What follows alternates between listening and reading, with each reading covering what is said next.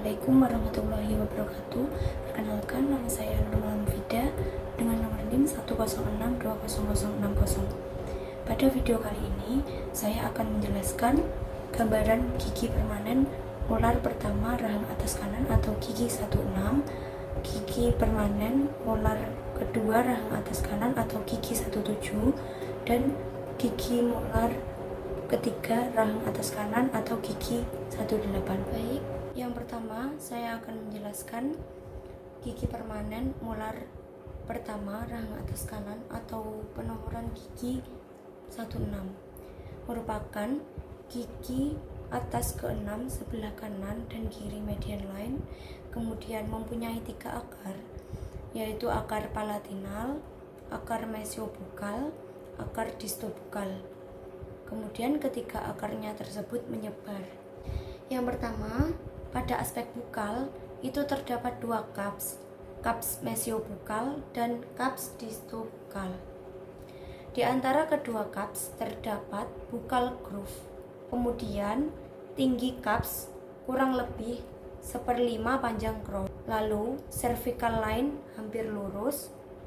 Lalu terdapat 2 akar, yaitu akar mesiobukal yang pendek dan juga gepeng, kemudian akar distobukal pendek dan bulat. Antara kedua akar terlihat sebagian akar palatinal yang panjang dan bulat.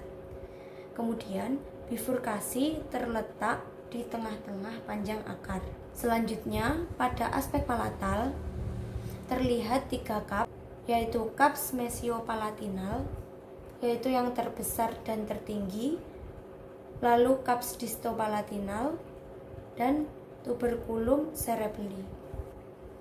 Antara cups mesiopalatinal dan distopalatinal terdapat palatinal groove.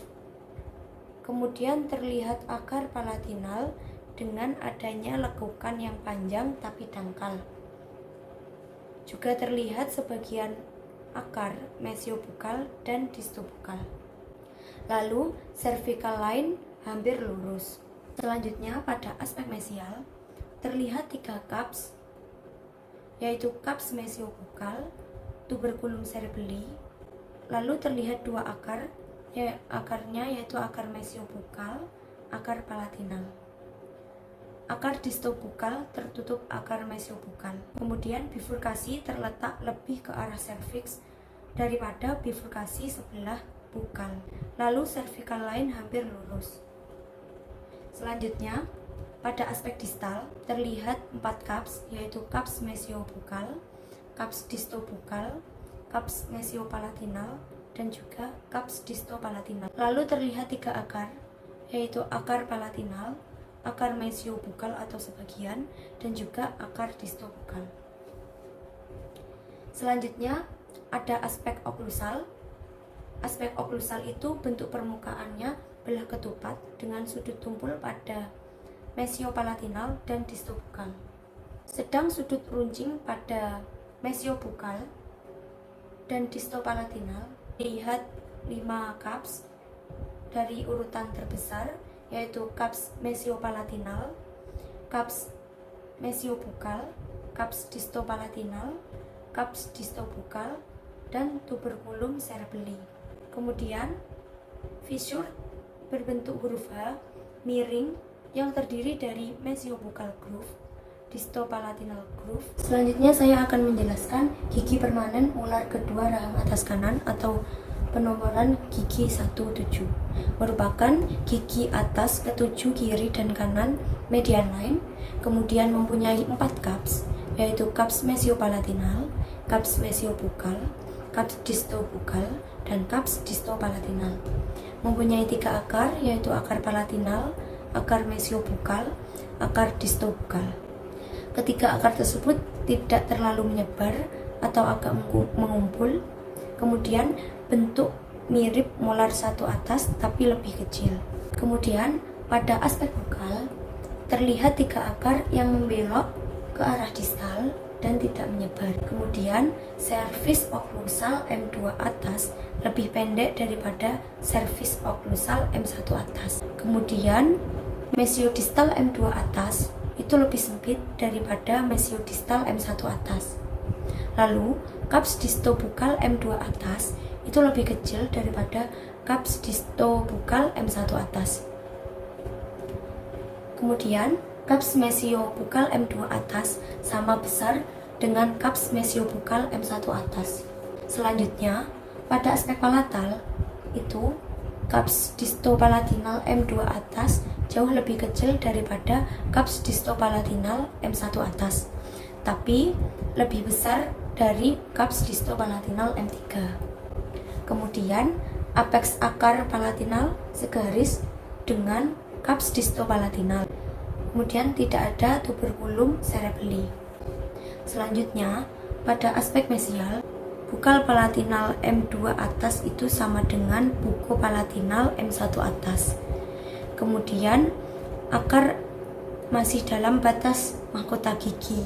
Kemudian, pada aspek distal, itu apeks akar palatinalnya segaris dengan kaps distopalatinal. Kemudian, distal marginal ridge-nya lebih rendah daripada mesial marginal ridge. Kemudian pada aspek oklusal ini jarak buko palatinal M2 atas sama dengan jarak buko palatinal M1 atas. Kemudian jarak mesiodistal M2 atas lebih kecil daripada jarak mesiodistal M1 atas. Lalu kaps mesiobukal M2 atas itu sama dengan M1 atas. Kemudian, kaps mesiopalatinal M2 atas itu sama dengan M1 atas. Kaps distopalatinal M2 atas itu jauh lebih kecil daripada M1 atas. Kemudian, bagian mesial lebih lebar daripada bagian distal. Maka terlihat permukaan oklusal dari mesial mengecil ke arah distal. Yang selanjutnya saya akan menjelaskan gigi permanen molar ketiga rahang atas kanan atau penomoran gigi 18 merupakan gigi atas ke-8 kiri dan kanan median line, kemudian mempunyai banyak variasi dalam bentuk, ukuran, dan juga letaknya. Mempunyai 3 akar, kemudian mempunyai 3 kaps, sebab sering kaps distopalatinal itu tidak ada. Pada aspek bukal, ukuran servis oklusalnya pendek, kemudian ukuran mesiodistal sempit, akarnya berhimpit, lalu apeks membelok ke distal sehingga apeks terletak sebelah distal dari puncak mahkota. Selanjutnya, pada aspek palatal, kalau kaps distopalatinalnya tidak ada, maka groove palatinal juga tidak ada. Kemudian kaps mesiopalatinalnya lebar. Selanjutnya pada aspek mesial, akarnya berhimpit, lalu sering tidak mempunyai bifurkasi, walaupun ada biasa mendekati apeks. Selanjutnya pada aspek distal, karena kapsnya itu miring ke arah distal, maka permukaan oklusalnya banyak terlihat, juga permukaan bukal. Selanjutnya pada aspek oklusal, kaps mesiopalatinalnya besar, kemudian kaps distopalatinal sering tidak ada atau kecil, maka bentuk oklusal M3 berbentuk jantung. Lalu kapsnya 3, yaitu kaps mesiopalatinal, kaps mesiobukal, kaps distobukal. Lalu groove-groove tambahan banyak terdapat pada M3 atas. Sekian penjelasan gambaran gigi dari saya. Ada kurang lebihnya mohon maaf. Wassalamualaikum warahmatullahi wabarakatuh.